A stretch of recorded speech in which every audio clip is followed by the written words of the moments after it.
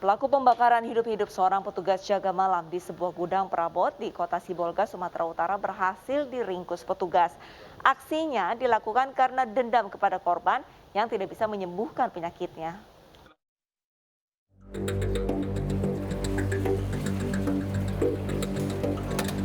HS, seorang laki-laki pelaku pembakaran terhadap Muhammad Yusuf Damanik di Sibolga, Sumatera Utara akhirnya ditangkap polisi di sebuah pulau setelah kabur dan bersembunyi usai membakar korban.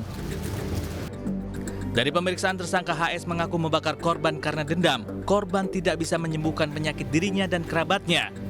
Korban diketahui memiliki kepandaian pengobatan spiritual. Sementara menurut kepolisian, tersangka HS sudah lama merencanakan aksinya tersebut. Bahkan, rencana untuk menghabisi korban sudah mencapai 7 kali, namun selalu gagal lantaran korban kerap menghindar. Atas perbuatannya, tersangka HS terancam hukuman 12 tahun penjara.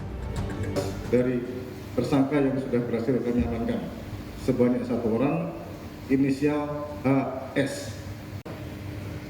Pasal 355 ayat 1, subsidiar pasal 354 ayat 1, lebih subsidiar pasal 351 ayat 2 KUH pidana.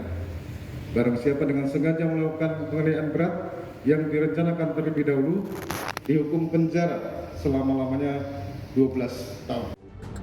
Sebelumnya, Muhammad Yusuf Damanik dibakar pelaku yakni HS saat sedang bekerja sebagai penjaga malam di sebuah gudang perabot di Kota Sibolga, Sumatera Utara. Pelaku datang dan langsung menyiram tubuh korban dengan bensin dan langsung membakarnya.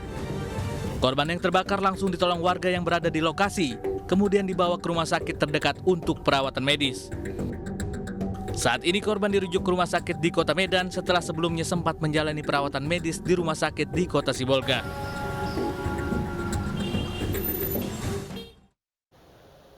Pelarian seorang pria Parubaya yang mengaku bisa menggandakan uang ditangkap polisi. Penangkapan dukun palsu pengganda uang usai ritual yang menewaskan 2 orang dan 1 lainnya kritis.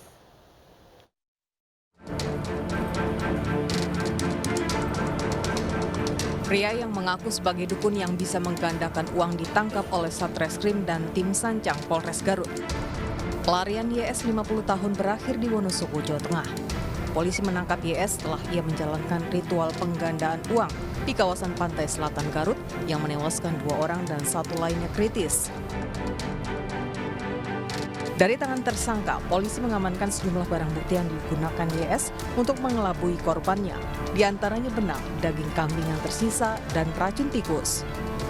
Tersangka mengaku perbuatannya yang menyebabkan 2 orang tewas di kawasan pantai selatan Kabupaten Garut bermula karena dendam. Para korban yakni 3 orang memarahi keluarga tersangka untuk kembali menggandakan uang yang dianggap belum berhasil. Atas permintaan tersebut, pelaku merencanakan untuk mengakhiri hidup ketiga korban dengan ritual penggandaan uang. Syaratnya, korban harus mengkonsumsi daging yang telah tersangka campur dengan racun tikus. Bukannya uang yang didapat usai makan daging kambing, ketiga korban kesakitan. Akibat mengkonsumsi daging kambing bercampur racun tikus, 2 orang tewas, 1 lainnya kritis. Dengan persyaratan harus menghabiskan 1,5 kilo daging kambing supaya uang itu bisa didapatkan. Pada saat tanggal 15 tersebut, sekitar pukul 9:30 malam, ketiga korban ini akhirnya mengkonsumsi daging korban tersebut yang ternyata sebelumnya sudah dicampur oleh tersangka YS ini dengan racun tikus jenis temiknya. Ketiganya bereaksi dan akhirnya mengakibatkan korban 2 meninggal dunia dan 1 kritis. Untuk mempertanggungjawabkan perbuatannya, pria Parubaya ini dijerat pasal 340 dan 338 dengan ancaman hukuman hingga 20 tahun penjara. Seorang pria yang mengaku dukun dan ingin menguasai uang korban tega membunuh 2 pedagang sayur di Magelang, Jawa Tengah. Korban tewas setelah meminum air yang telah dicampur potasium sianida oleh pelaku sebagai syarat untuk melipat gandakan uang.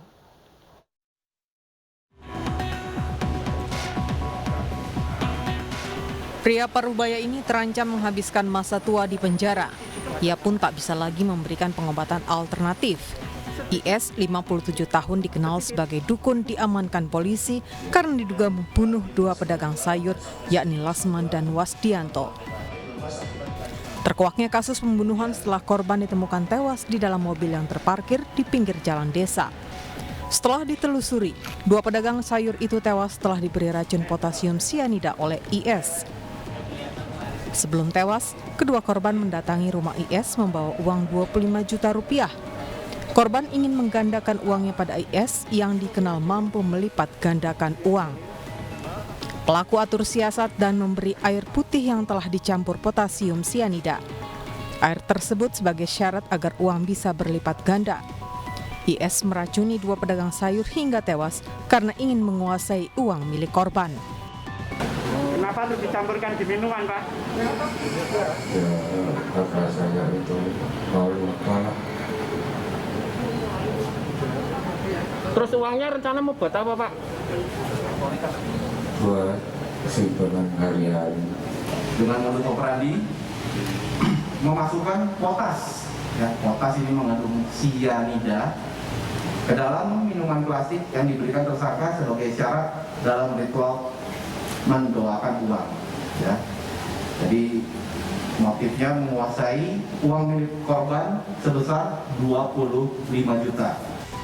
Untuk mempertanggungjawabkan perbuatannya, pelaku dijerat pasal 338 dan pasal 340 KUHP tentang pembunuhan berencana dengan ancaman hukuman mati atau seumur hidup. Di Kolaka, Sulawesi Tenggara, pemirsa, seorang pria tega menikam tetangganya sendiri hingga tewas mengenaskan. Pelaku kesal dan tak puas diobati korban yang menjadi dukun pijat lantaran atas pengobatannya membuat alat kelamin pelaku justru tidak berfungsi.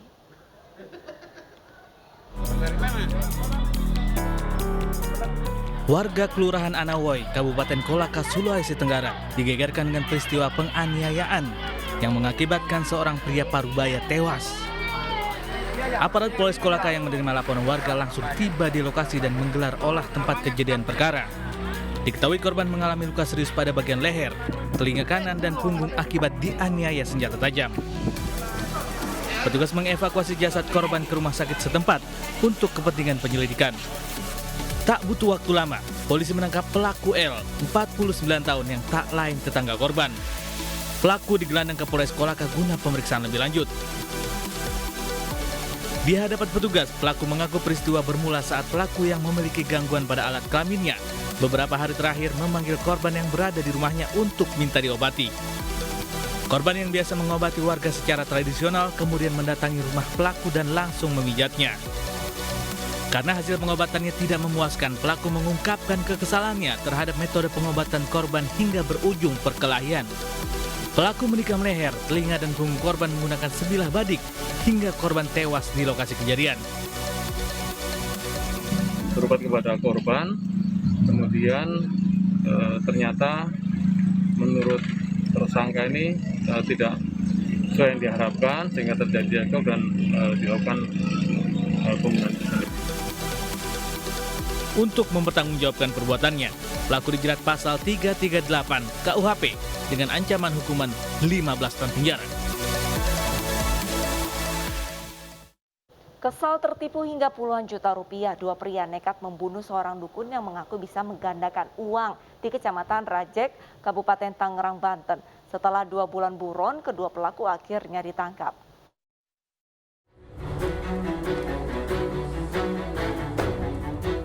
Setelah 2 bulan buron, 2 pria pelaku pembunuhan seorang dukun pengganda uang pada 16 Juli lalu akhirnya ditangkap Satreskrim Polresta Tangerang.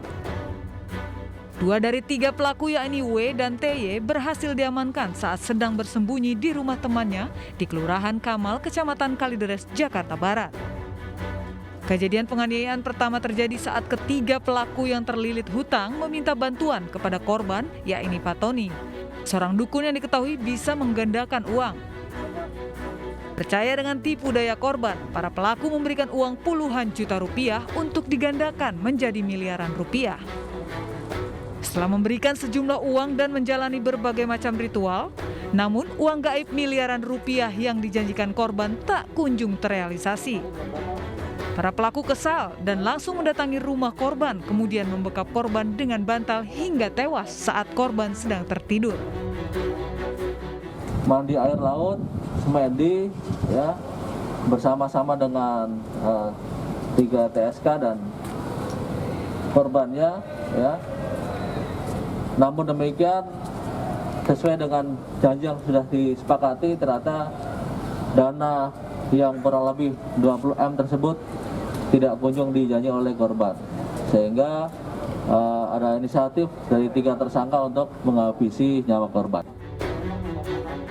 Selain mengamankan 2 pelaku, polisi juga menyita bantal, 2 unit telepon genggam, dan 2 unit sepeda motor dari tangan pelaku. Kedua pelaku bakal dijerat pasal pembunuhan berencana dengan ancaman hukuman seumur hidup atau hukuman mati. Sementara RO yang masih DPO kini masih dalam pengejaran polisi.